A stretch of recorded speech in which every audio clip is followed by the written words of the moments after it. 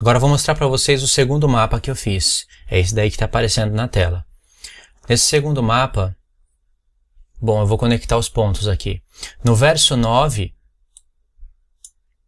tem uma chave, mas tem que ser comparado com o verso 7. O verso 7 tem que ser comparado com o verso 9. Por quê? Porque no verso 9, você vai ver que tem um povo que maquina o mal contra Deus.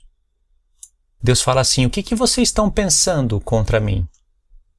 O que vocês estão pensando contra o Senhor? Essa palavra pensando é a mesma palavra maquinar. É o tradutor que...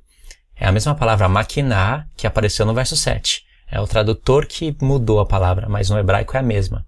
Então Deus fala, o que vocês estão maquinando contra o Senhor? Deus mesmo vai destruir vocês. E ainda tem mais palavra-chave nesse texto. Eu vou explicar já já. E aí no verso 7, você vai ver que se levanta um homem. Esse homem aqui, que maquina o mal contra Deus. Aí você vai somar os pontos. De Nínive saiu um que maquina o mal contra Deus. Deus já está dando aí a cidade. Deus não está falando isso à toa. No contexto imediato e no contexto geral do profeta, você vai ver que Deus está falando do tempo do fim. Deus não ia falar isso à toa. Que homem que é esse que se levantou de Nínive? Deus ia deixar essa profecia sem sentido, aleatória? Claro que não. Então, Deus fala, de ti, ó Nínive, se levanta um que maquina o mal contra Deus. Quando a gente entende que está falando do anticristo, soma com Obadias, fala que é um homem que tem o poder para juntar as nações debaixo do seu poder, com a sua boca arrogante, cuja morte não se farta, a boca dele é como o Sheol, é como o inferno. Aí você leva para Daniel, não tem como não levar, você vê que ele tem uma boca arrogante. Ele é líder de 10 nações. Então no verso 7, Deus vai falar, o que vocês estão pensando? Está falando para o povo da Síria. O que vocês estão pensando, maquinando contra Deus? Ele mesmo vai destruir vocês. Não se levantará angústia por 2 vezes. E no verso 9 fala, de ti, ó Nínive, se levantou um que maquina o mal contra Deus. Aí você vai entender que esse que maquina o mal contra Deus é o mesmo personagem que vai seduzir os 10 chifres, que vai colocar os 10 chifres debaixo do seu poder e que vai fazer com que esses povos maquinem o mal contra Deus. Entende a conexão? Então você vai ter um que maquina o mal contra Deus, que ele é aqui o conselheiro de Belial, e você vai ter um povo que maquina o mal contra Deus. Esse povo segue esse homem. Entendeu? É isso que nós vamos encontrar na leitura do profeta. E no verso 15, tá aqui o verso 15, você vai ver que Deus vai falar, celebra as suas festas, ó Judá. Por quê? Porque o Belial é de todo destruído. Na nossa tradução vai estar o ímpio, mas no hebraico, quando você vai pesquisar a palavra, é a mesma palavra que foi dita, de ti, ó Nínive, se levanta um que maquina o mal contra Deus, um conselheiro de Belial. Está escrito homem vil.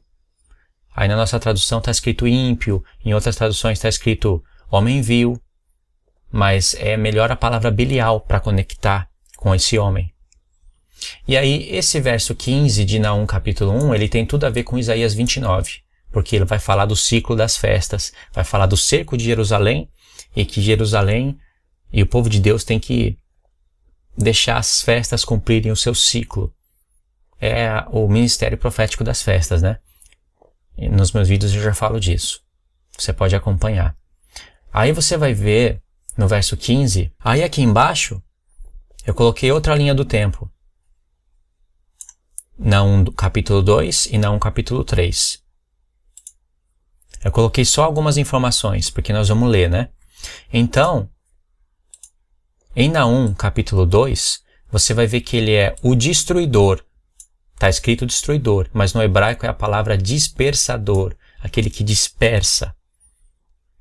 E vai aparecer a palavra Alá, que é a palavra, desculpa o erro aqui, né? Era subir. Eu coloquei subir. Agora já está renderizado, o mapa não tem como consertar.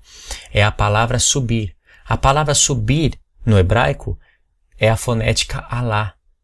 A palavra maldição é a palavra lá.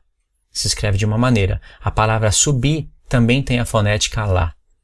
Então você vai ver a própria fonética hebraica revelando que esse dispersador está relacionado com Alá.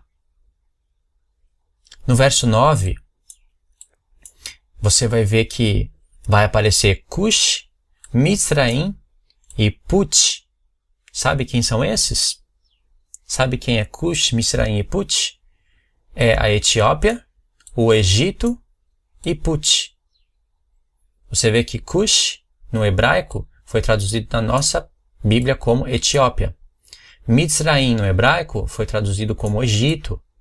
E Put ficou como Put. E todos esses são filhos de Cã. O único que está faltando aqui é Canaã. Cush, Mitzraim, Put e Canaã. Faltou só Canaã. Deus fala em outro profeta sobre Canaã. Isso é interessante, sabe por quê? Porque em Daniel capítulo 11 está sendo explicado o capítulo 8. Está sendo explicado coisas relacionadas ao chifre pequeno. Então eu coloquei aqui Daniel capítulo 11, verso 42 e 43. Vai aparecer que o Egito não vai escapar da mão do anticristo e Cush e Put vão seguir o anticristo. Entendeu? O Egito não vai escapar da mão do anticristo. Ele vai dominar o Egito. E a Etiópia e Put vão seguir o anticristo. Daniel 11, verso 42 e 43. É uma chave. Se você conectar ela com Naum, capítulo 2. Ou capítulo 3. Acho que é Naum, capítulo 3. E aí eu fiz mais um mapa mental, só mais um, para explicar só mais um detalhe importantíssimo que está em Naum, capítulo 3. Naum, capítulo 3, aqui eu coloquei o rei da Síria, o mesmo desenho de antes. Aqui eu coloquei Cã, Cush e Nimrod. Aqui eu coloquei gafanhotos, né? E aqui eu coloquei príncipes como gafanhotos. E aqui está Nabucodonosor, ok? Agora eu vou ligar os pontos. Eu vou mostrar o que tem em Naum capítulo 3. A gente, quando for ler Naum capítulo 3, não pode se esquecer do que foi falado em Naum capítulo 2 e Naum capítulo 1. Não pode se esquecer, tem que ligar os pontos. Então é o seguinte, Naum capítulo 3, vai aparecer o rei da Síria.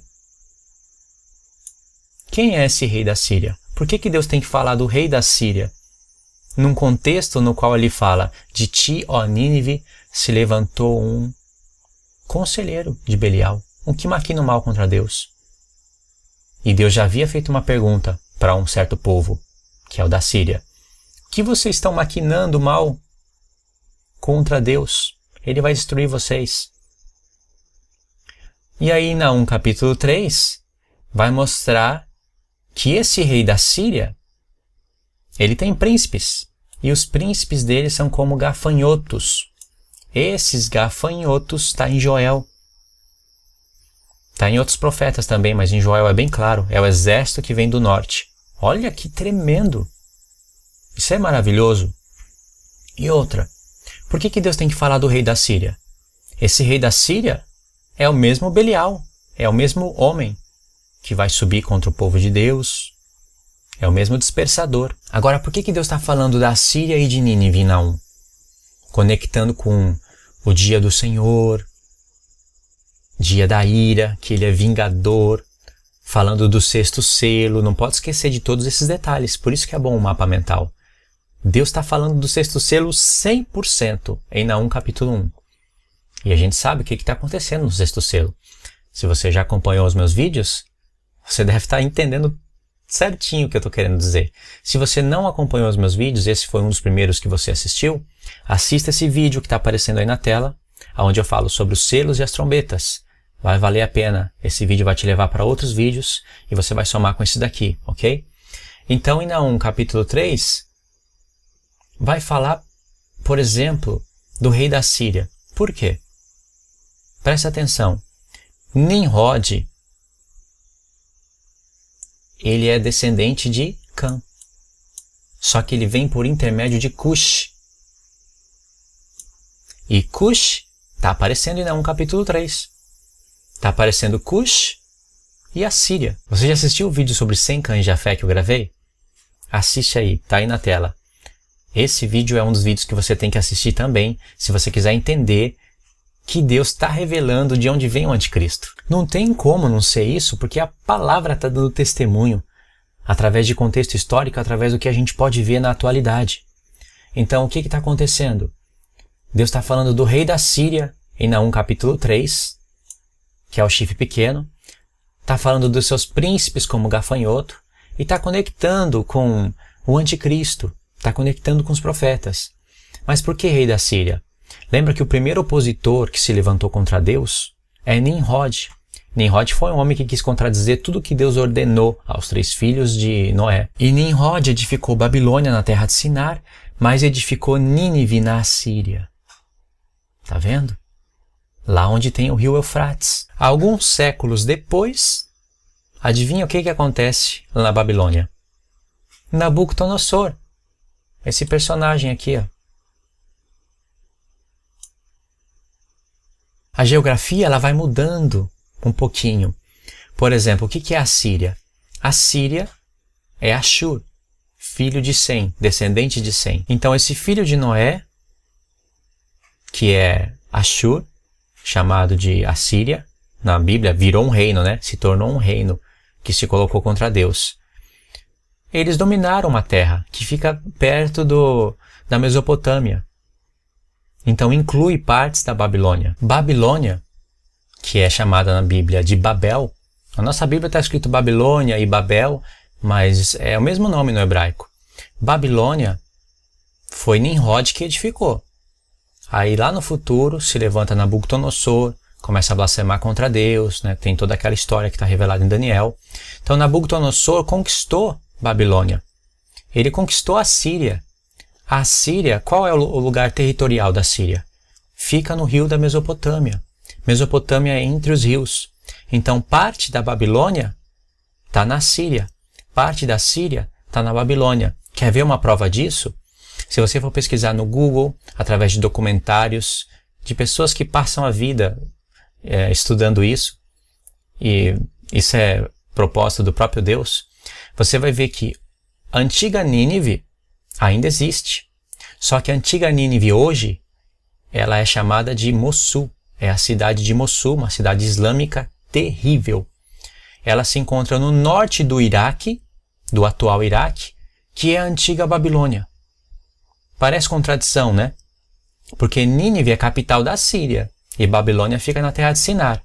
Só que a antiga Nínive, lá onde tinha o rei Senaqueribe, até